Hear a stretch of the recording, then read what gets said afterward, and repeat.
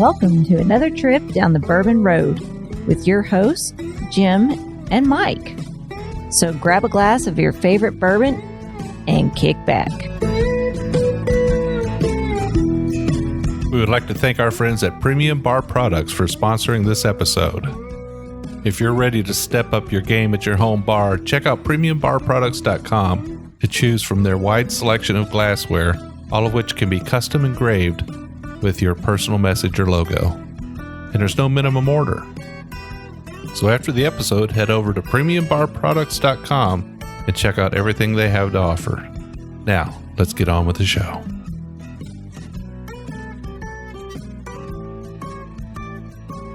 Hello, everybody. I'm Jim Shannon. I'm Mike Hyatt. And this is the Bourbon Road. And Mike, we're back in Kentucky. We are. We made it safely back into the country. Yeah. I didn't know with our tans if they were going to let us back in. We had to prove it by passport, right? Yeah. Well, I definitely didn't look like my passport when we came back. No. Now I'm starting to look like some kind of lizard.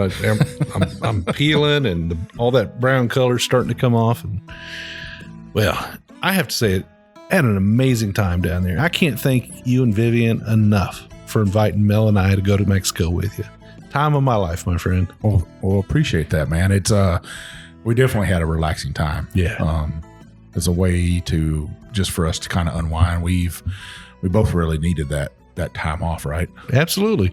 I mean, COVID makes it even more necessary, right?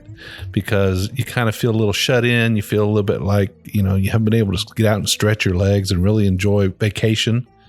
And, things were a little bit different down there. I mean, they still took care to make sure that, all the people who served you and every place is wearing masks and they got social distancing and everything going up.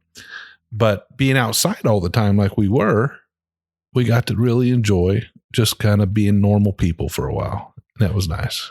Yeah, that just relaxation in the pool or at the beach or whatever you wanted to do. Plenty of booze, right? Oh, yeah. Lots of booze. Not enough bourbon, but plenty of booze to make up for that. And it was kind of I wrote last week in our blog about getting away from that and taking a break from bourbon for a while. It wasn't designed as that, but it made the bourbon taste that much better when we came back to it. So what was your non-bourbon drink of choice in the pool in Mexico? I don't know. This time I kind of split it up. So usually I'll do just cranberry and vodka, kind of light and refreshing. And it's got to be Grey Goose almost all the time.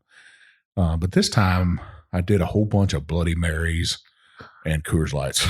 I mean, guys, gals, I'm telling you, when he says a whole bunch, he means a whole bunch. Because that trip across the pool to the bar was only about 50 yards. And you made that trip, I don't know how many times, but you came back every time with a Bloody Mary in one hand and 2 Coors stacked on top of each other in your left hand. Coors Lights, I'm sorry. Yeah. I mean, that's just the way I do it. Even if I had drank something else, I'd probably still have those 2 Coors Lights at the end of the day. And, the bartenders by the end of the 10 days know just that's what I'm going to order. And they already have it set up there. Well, they say keep hydrated, right? I was keeping hydrated. No doubt about it. Well, anyway, so we're back home now in Kentucky. We get to enjoy a little bit of nice weather here. It was a little bit nice when we left. I think we have a chilly day coming up tonight, but the weather's getting good. Everything's turning green. The flowers and the trees are all blooming. It was nice to get away for a little while. I'm happy to be home, though. How about you? Yeah, I was ready to kind of come back and get back to work and come back. And I know I have a plethora of projects I need to get done here at the farm. So I was excited to kind of get those started and stuff I wanted to do. Obviously, we have a garden that we need to get planted. I had some trees that I want to get planted, some trees that didn't make it over the winter. I need to pull those up, probably plant something else. So there's always, how it is. There's always something to do. You gotta kind of pick up where you left off and catch up on a few things. But so today we're actually reviewing a couple of bourbons that we've been told in the past, not by everybody, but by a few people. They say you guys you talk about a lot of high priced bourbons, but lately it's been just the opposite, hasn't it? Yeah, we just reviewed Jim Beam. Yeah, right. So that's pretty low on the spectrum, and these two are even lower on the spectrum. These are ankle high on the shelf, aren't they? Yeah, I don't even know if they're quiet. Yeah. You might have to ask these to get you got that special bourbon in the back room. Not the high stuff, but the low stuff. Yeah. So these are bourbons that, our listeners have probably seen on the shelf. They probably have wondered about them and more likely have wanted to ask about them, but nobody's really talking about them. I mean, you don't really hear a whole lot about these two bourbons, but they are widely available. Every once in a while you hear about them. And one of the bourbons is almost brand new too. So we're going to drink the bourbon from Trader Joe's. They've got 530 stores nationwide. And then we're going to drink Earl Settler. And this is from Total Wine, just released. This is going to be their house bourbon. This is their store brand. It is. And they're sourcing this from somebody.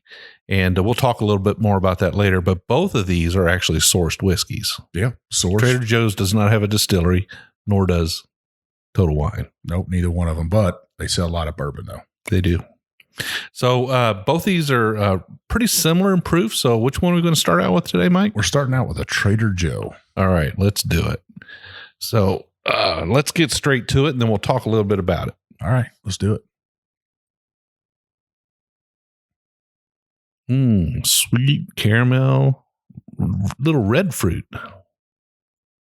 Yeah, it's definitely what you think of as bourbon. I wouldn't be anything shocking in this. You got the oak, the vanilla, the caramel. It does have that. So in addition to a little bit of like a cherry note there, it's also got a little bit of raisin to it too. So it's kind of got a duality going on there between the dark and the light fruits in my mind. I get a little bit of rich tobacco on this one. Now this is a nice nose. It's not overly ethanol-y. Neither one of these are well-aged bourbons. These are not mature bourbons. These are bourbons that are just a few years old. And we'll talk a little bit more about that in a few minutes. Well, if they were well-aged, I'd have stocked up on them. Yeah. But the nose is great on this. Yeah, beautiful bourbon nose on there. The alcohol is not punchy to the nose or anything. There's nothing shocking about it, like I said. The color on this bottle is, I'd say, a light amber.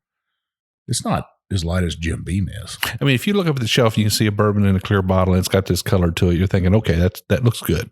Yep. That's a good color. If this was a scotch, I would say that's a dark scotch. Yeah. A little bit of cinnamon, Mike. And I'm getting that oak and that you said tobacco, a little bit of leather there. So it's got some of those nice barrel-aged notes to it.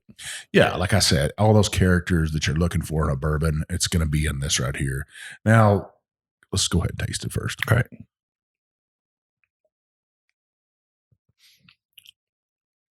Kind of nutty.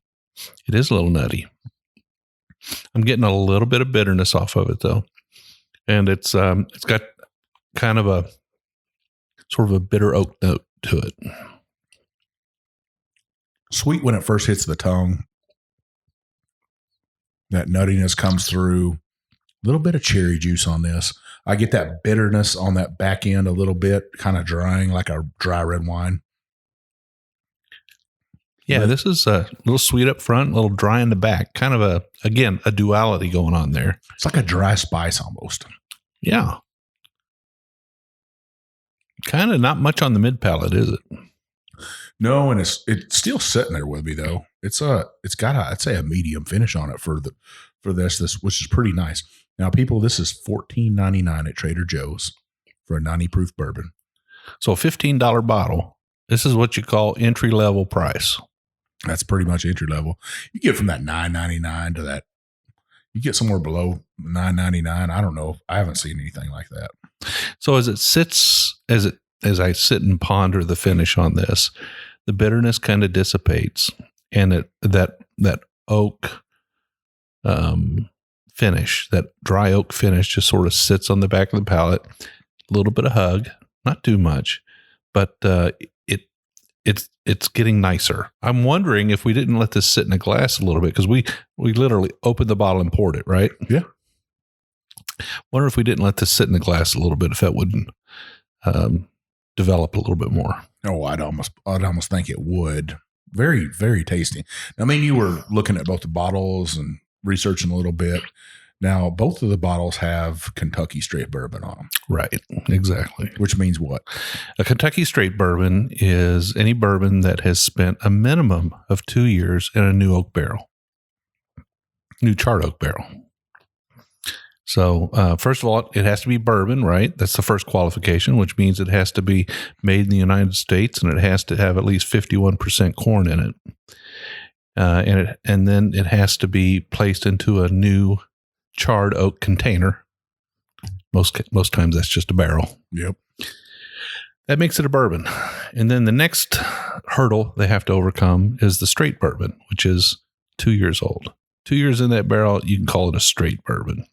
No, but if it's 4 years old, they don't have to put that right. age on So there. any bourbon that reaches that age of 4 years in the barrel, you don't have to age state it any longer. So anything less than 4 years, they're going to have to say somewhere on the bottle how many months or years or whatever of age it has. So we could assume this right here, because it doesn't have an age statement on the bottle at all. We could assume that this right here is over 4 years old. One of two things. It's either over 4 years old or they're breaking the rules. And we do know that Sazerac is distilling this. It seems like the general consensus that, what's the name of the distilling company?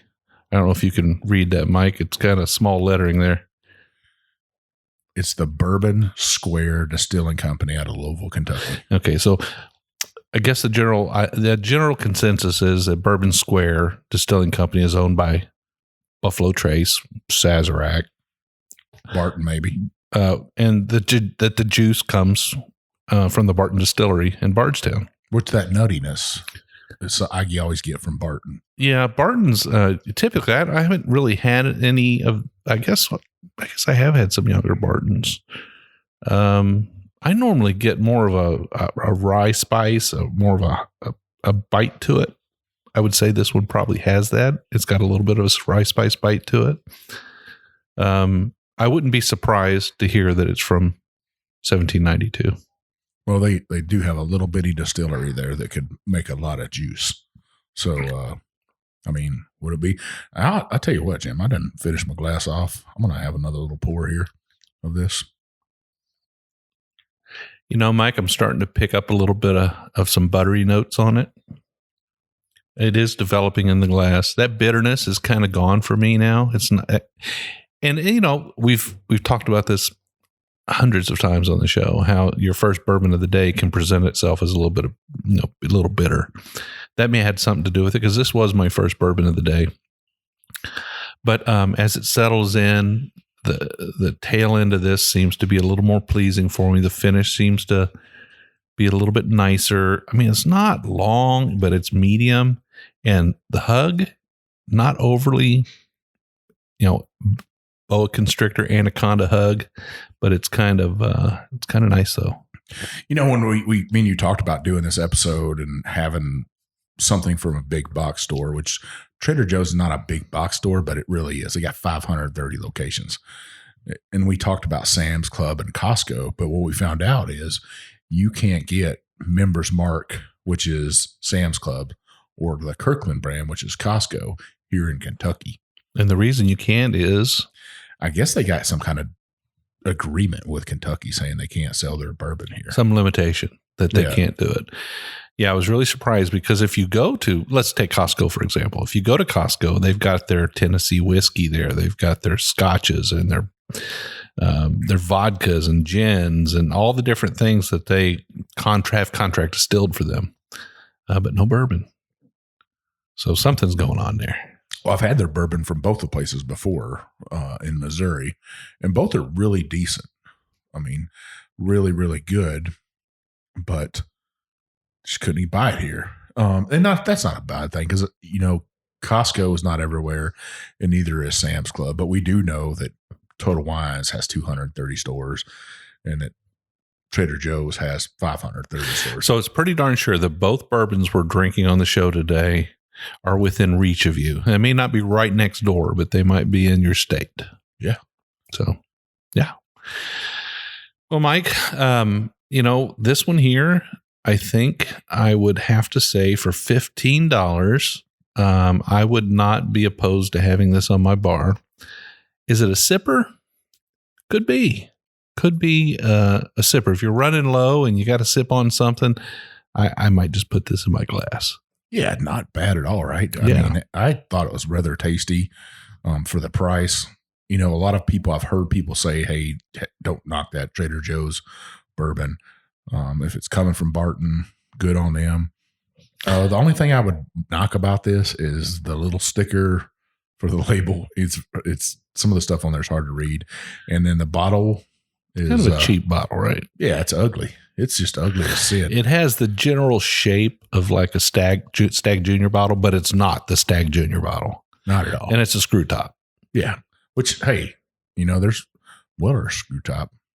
Well, it was. Yeah. Yeah. So not a great presentation, but you know, they're just trying to move some juice here. They're not trying to overly impress you with something to show off at your bar. Yeah. I mean, I might pour this into a canner and make it look beautiful. I think this might stand up decent in a cocktail. I think it might do, because it's got enough spiciness on it that I think it might do well in like an old fashioned. This might make a great old fashioned. We'll have no doubt that this is going to get drank some way, somehow. Maybe down by the creek, we'll make some old fashions with it, drink it. I'm sure this will get drank though. So this is Trader Joe's Kentucky bourbon whiskey. It's a straight bourbon. Yep. It's 90 proof, probably Barton juice, probably produced under the Sazerac umbrella. We don't know that for sure, but that seems to be the general consensus. The quality's there. The price is great. It's a entry-level sipper, I should say. Yeah, I'd call it all that right there. Good reason to go into Trader Joe's. Here in Kentucky, you have to go into a separate part of the store.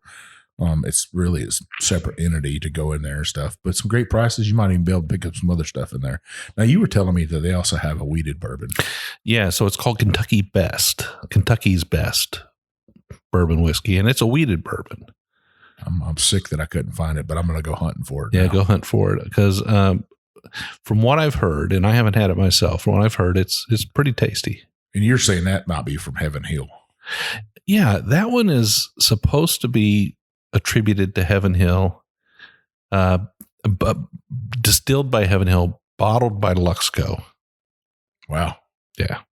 There's a mixture there, but that would stop, I would assume, because of the new buyout by MGP. Yeah, it could be. Well, on the second half, listeners, we're going to try this Total Wine bourbon that has just been released. We're going to check it out, see how it tastes. It looks just as dark as the Trader Joe's, though. All right. Well, you know, you can't drink whiskey without glassware, and Mike and I are extremely pleased to have a sponsor like Premium Bar Products. Premium Bar Products offers direct-to-consumer the finest whiskey glasses, cocktail glasses, and bar tools with your own personal engraving. I mean, you can write anything you want on these glasses, anything from a company logo to a personal statement, and there are no minimum orders. Their direct-consumer platform offers you the opportunity to purchase small quantities of your favorite glass shapes that enhance the pleasure of enjoyment and drinking a whiskey and make it all very positive. They offer the absolute finest trending and handmade glasses, as well as a comprehensive range of styles, and all of their items have been designed with purpose, practicality, and longevity in mind. So if you're a bourbon or whiskey group and you need custom logos, you need to reach out to Premium Bar Products. If you're an individual, you just want a few for your bar, to impress your friends, to give out as gifts, you need to call Premium Bar Products. They need to be your one and only source for custom glassware. I can tell you right now, the Bourbon Road, that's who we use. Janie and Carson and the team there at Premium Bar Products will take care of you. They'll treat you like family, and they'll take care of you with every order. All right, well, we are back, and we are drinking our second expression today of entry-level bourbon, available at a box store. Total Wine. This one's Total Wine. Let me tell you, folks, listeners, Mike and I are taking a bullet for you today. I don't know. No, somebody's got to do it. Somebody needs to review these daggone things. So what's the proof on this one, Jim? This is an 80 proof straight bourbon whiskey. It's called Earl Settler. Yeah, he actually, when I went into Total Wine Day and I asked about it, they pointed me at another one, and then they pointed me to this one. I said, hey, what's your house bourbon? Do you guys have one yet? And he's like, yep, we just got this one. We do know it's in other states, in other Total Wines besides ours. So it's out there. $9.99. We are scraping the bottom of the barrel, so to speak. This is probably, I don't know, we've had some other big box bourbons like Flatboat from Liquor Barn. That's their exclusive brand. And that's right there. Well, I don't want to say anything negative about it. It's the bottom shelf has a negative connotation to it kind of naturally, right? People think bottom shelf, can't be that great. We just proved by the first half of the show that you can get a decent whiskey down there. Well, that's Trader Joe, though. Trader Joe, everybody knows Trader Joe. You can go in there and get some good stuff. Yeah. I buy food in there. So this bottle, it's got a black label. It looks like an old Ezra bottle or a Jack Daniels bottle so one of those square bottles with a bulb. What do you call that on the neck there? I call it a bulb. Bulb neck. Yeah. So it pours easy, pours quick from the well. That one leaked easy because when I took it out of the bag coming home, it blew the seal on it or something. Actually, a nice looking label on this bottle. It's got kind of a black label with early lettering, kind of a gold foil look to it. Yeah. Got a big fleur-de-lis on the front to represent Louisville, I guess. Yeah. It's also got that, it's got the name. The name, when I think of that, some dude, Earl Settler. Did he come here plowing in Kentucky? Yeah. So Earl was a settler here in Kentucky, and he came here back in, let's make this up as we go. Came back here in 1792, settled in Shelby County. In Shelby County, right here. Yeah, and he grew corn. Well, they grow some corn up made in whiskey. North Shelby County. And but he never sold any. He drank it all himself. He just drank it all himself. So there's a story of Earl Settler. Okay, so let's get straight to this, Mike. Let's talk a little bit about. We each have it in our glass now. It's a little bit lighter in color than the Trader Joe's bourbon, but this one is it's only 80 proof. It's not 90 proof like the Trader Joe, so it's a little bit lighter. So we're actually going down in proof. We don't normally do that. Yeah, I misread the label, I guess. That's all right. Both of them are relatively low proof, 90, 80. I don't think it's a big deal. Well, let's nose this thing. Boy, on the nose, I'm getting corn. Yeah, Sweet I was going to corn. say I'm getting kettle corn, a lot of caramel in there, a lot of sweetness. Definitely a lot of sweet, almost cotton candy sweetness. Yeah, a little light fruit on there too. Yeah, actually, it's not a bad nose. A little corny, a little bit younger. So this one is a straight whiskey, so we know it's at least 2 years old. So when you look at the label and you see it and you say, well, where's the age statement at? You flip it around the back, and small print at the very bottom of the back, it says a minimum of 24 months. So that could have some older barrels in there, but probably not many. Probably not. It could be blended for this profile. It could have some older stuff in it. But the youngest barrels are going to be at least 24 months old. So they're keeping to the rules here. They're doing they can label it a straight whiskey because it's at least 2 years in the barrel. And it must be less than 4, the youngest barrel, because they have to put the age statement on the label. And they do. So they're following the rules. Good job, Total Wine. Well, I mean, they got to have a house bourbon, I think, something to compete with everybody else to sell. Let's taste this. All right, let's taste it. Same here. Little corn, a little sweet. Washes over the palate, kind of a little watery. Super light. Yep. It is, like you said, sweet corn to it. I don't know. It's there's a word I was looking for there. It is just kind of watery. Yeah. So there's no young bourbon offending notes to it. I mean, you can tell by the corn sweetness that it's a younger bourbon, but it doesn't offend you. It doesn't have any off notes. It was distilled by somebody that knew what they were doing. It's almost like drinking flat Coke. It just lays flat on you. Yeah, nothing wrong with it, but at the same time, nothing exceptional about it either. Nothing great about it. Just a very basic kind of 1-note, 2-note kind of bourbon. No spice, no Kentucky hug to this. It's a little letdown, but I mean, if you gotta have it, you gotta have it. 80 proof. I mean, if you're making bourbon slushies, why not? Yeah. I mean, it won't offend anybody. It won't have any off notes to get in the way of your slushy. I think it's a great mixing bourbon. Sitting here sipping on it, like I said, nothing that offends me. I might even buy this because the handle of it is, I think, like $15. I'd buy it and use it for cooking whiskey, maybe. Yeah. Or like you said, mixing. I like them bourbon mimosas in the morning. Put it in that. It's not overpowering. You don't have to worry about the complex taste. There's no spice. There's no bite there. It's very flat. Yeah, I mean, if you're introducing somebody new to bourbon who's never had real whiskey before, this would be a gentle introduction, I think, because there's nothing here that's going to chase somebody out of the room. It's not hot.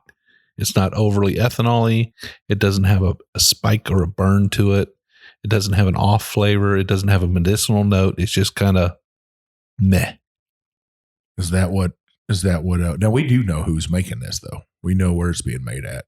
It's made at Artisan Distillery over in Crestwood. Yeah. So what I said earlier is that this has been distilled by a craftsman. There's nothing here, no notes to this that make you go, oh, this kind of went bad or there's something wrong or anything. There's nothing wrong with this. It just doesn't have anything to impress you. There's just almost brings a tear to my eye. What is it, Mike? Oh man. I'd like to see where it is in like 2 more years or something. And I'd like to see it obviously at a higher proof than 80 proof. But then it wouldn't be a $9 bottle on the bottom shelf. Probably not. And that, there's a need for that out there. People are buying it all day long. There's stuff down there that reach down ankle level to get something off that bottom shelf.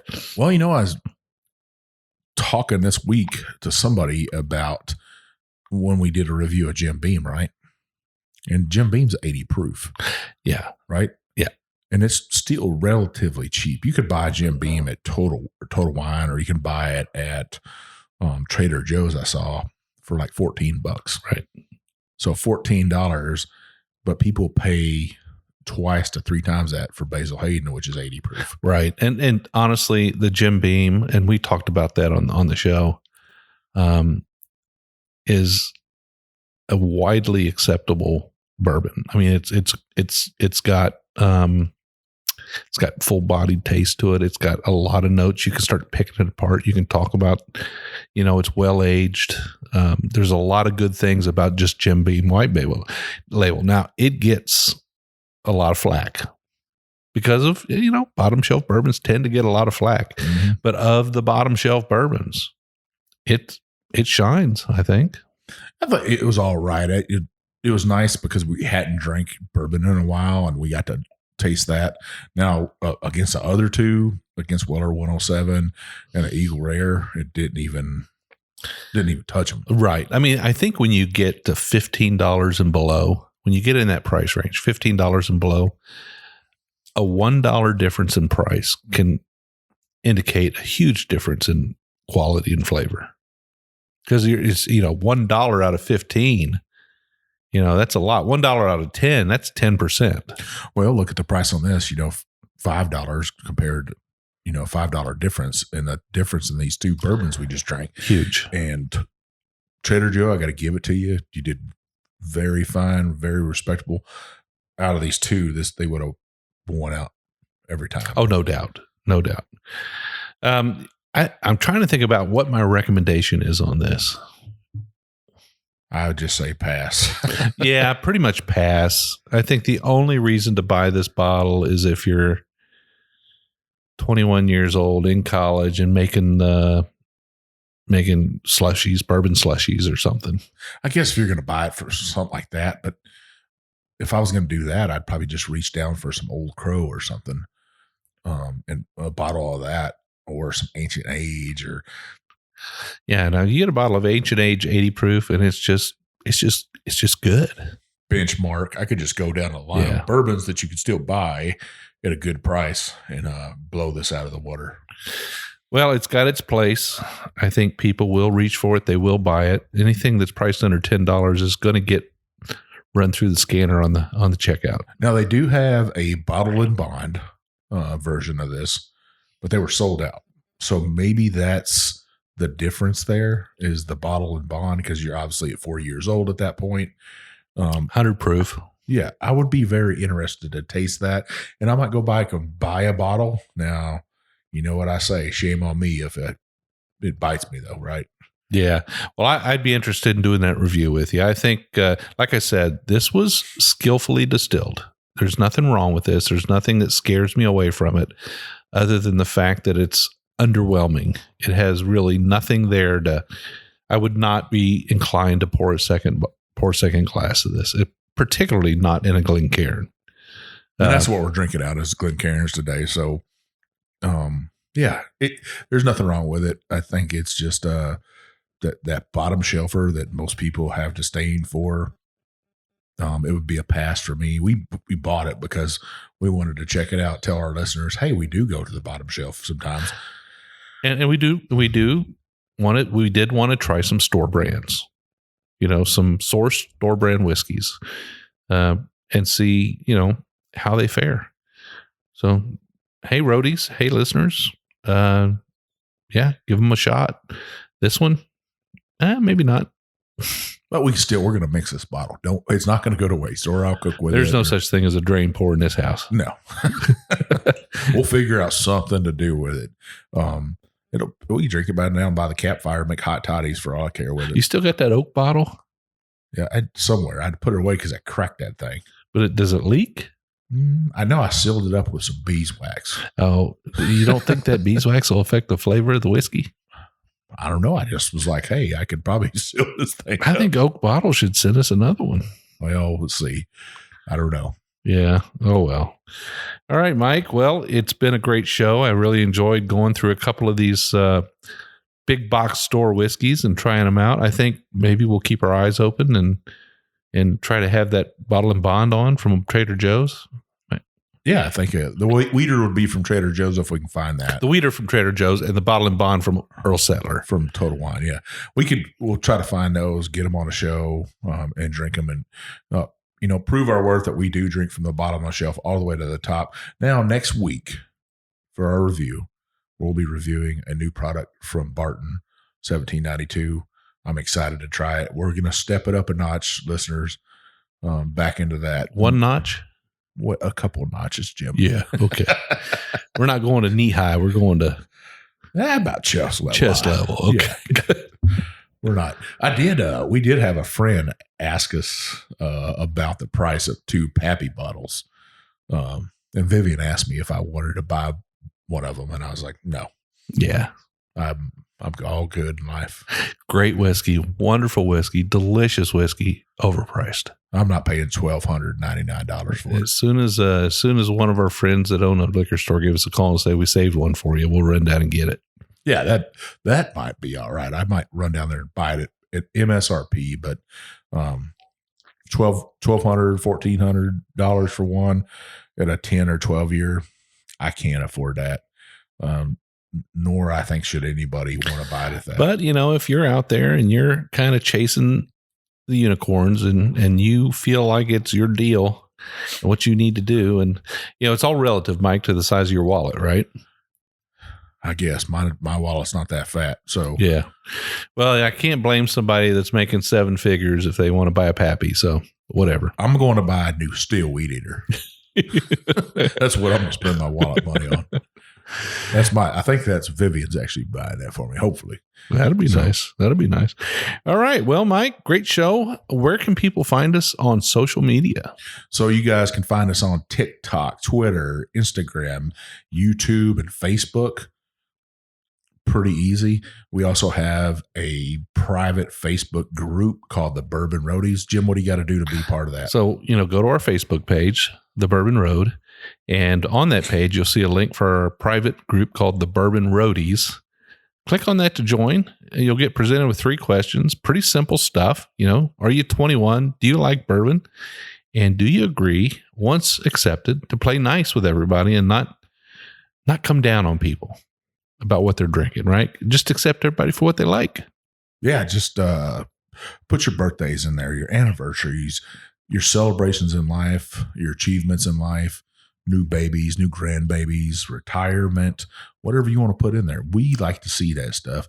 What bottle did you buy or was gifted to you for that occasion? A lot of people buy bourbon for each other for those kind of occasions. We like to see that. Yeah, if you're tired of the haters, you're tired of being in another bourbon group somewhere, and we like a lot of, Mike, you're in a lot of bourbon groups. I used to be at 54 was the last time I started counting. So there's nothing wrong with all them bourbon groups out there, but every now and then the people that are in the groups can get a little out of hand and come down on somebody because they're drinking something that, maybe not be a unicorn or something else. If you're tired of that and you don't want to deal with that anymore, come to the Bourbon Roadies. We drink it all here, and proving it today with this bottom shelf stuff. We drink it all. Yeah, no doubt. So we also have our webpage. You can go to that, thebourbonroad.com. Check out our articles, check out our reviews, buy some swag from us on there. We got a little bit of that. Hopefully this summer we'll add some more cool stuff, maybe some coins, some challenge coins for people. Challenge coins. A roadie challenge coin. So you roadies out there could have your own challenge coin, cover up your glass with it, and maybe some roadie t-shirts. Yeah, I think that'll be well accepted. All right. Well, Mike, we do 2 shows a week. We do a short episode every Monday where we review a bottle. Normally, it's a craft distillery. We like to give these young craft distilleries kind of a leg up and introduce them to our listeners. But every now and then we'll review another bottle, like, Jim Beam, White Label. We did that last week. But every Wednesday we do a longer version show like today's show where we kind of do a little bit more of a deep dive into a bottle expression. We have a guest on sometimes, a little bit longer format where we like to go into a little bit more detail. We'd love you to listen to both shows every week. We also like to hear the feedback, right, Mike? Yeah. So we like reviews. We love to hear what you got to say about us.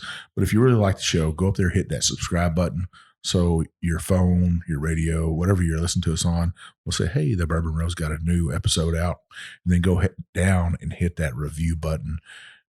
Give us that 5-star. We love that 5-star. Just tell us what you love about it and hit it. Very easy. It should take you less than a minute to write. Unless you want to write a novel about us. We like that stuff too. We really appreciate it. It helps us open doors. It tells people in the industry, hey, these guys are really liked. Mike, we've been saying to our listeners on every show, reach out to us. Let us know what you think. How can we improve? What can we do better? What'd you like about it? Is there something you'd like to hear? Blah, blah, blah, on and on and on. We do hear from people on a regular basis. And we appreciate those people that take time to write us a note.